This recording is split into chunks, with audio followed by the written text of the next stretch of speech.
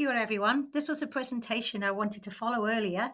So I just got to take 5 minutes of your time to explain a few things to help you with your health and well-being. So as we mentioned earlier, what do you do to create a boost in your health? How do you create resilience to unfortunate events? What do you do? Do you do it? Is this your priority? So we're going to start thinking about what you can do to help keep your body stable. Acceptance is key as well. Learning to accept different situations, and then you can run with it and manage it. But if you can't accept it in the first place, you're always going to be battling. Reflect on this picture and understand it. It's really quite valuable. So when it focuses in, sorry about that. So there are things out of your control that will really, really bother us that we cannot handle and cannot manage. So we've got to start refocusing on what you can control. Okay, so looking at this picture, you can't care how other people act towards you. You can't really control anything to do with opinions and others, their actions.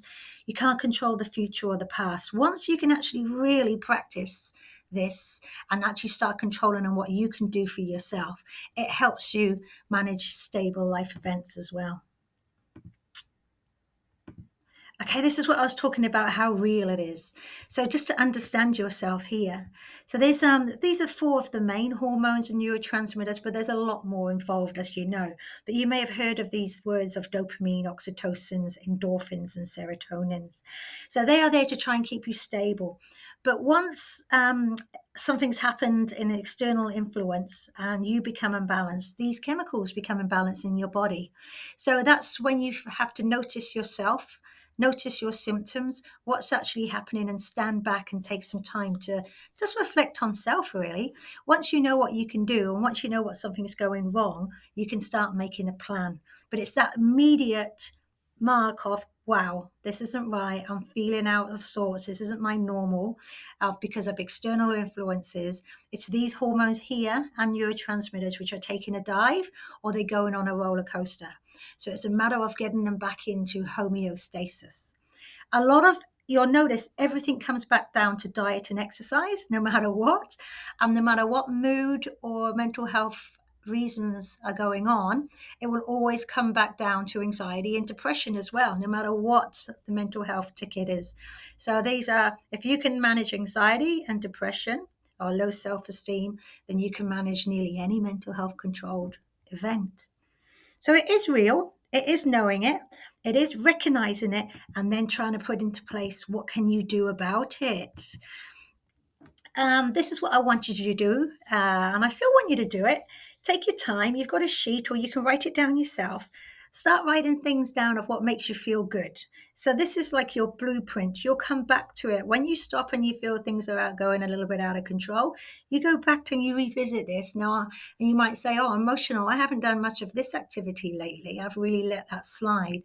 Or spiritual, I haven't been here or there. That makes me feel good and connects to my soul, or practice any gratitude. So write something down so you can always go back and reflect to see what have you been missing out in your well-being.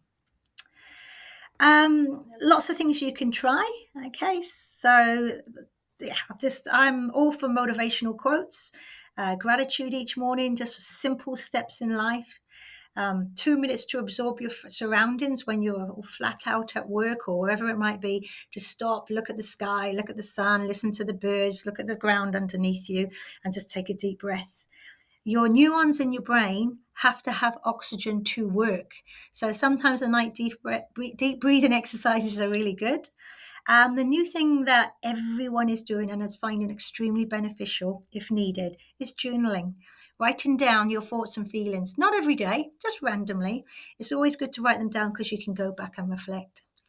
And yeah, watch something or do something that makes you smile or laugh. I've got a little clip and you can watch that on the other presentation otherwise you won't hear the sound.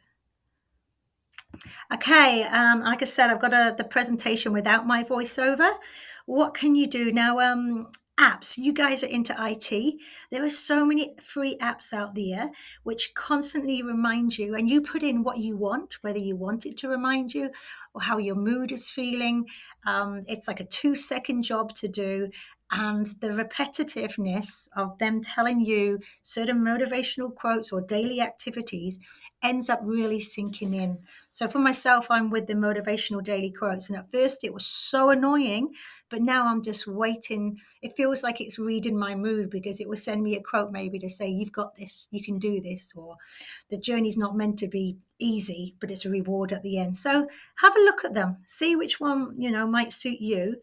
And it's something you need to practice and keep on doing. It's not just a one-day event, but hey, it's a busy time of year.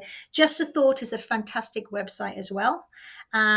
Just remember, call out to the health centre if you need, or email us if you want any more ideas, more lists, or whatever you might need just to help you get through or help a mate get through. This is what this health centre is for. Thank you for your time. Have a great day. And like I said, I've got this presentation with no voiceover that you can look at all the YouTube clips. Take care.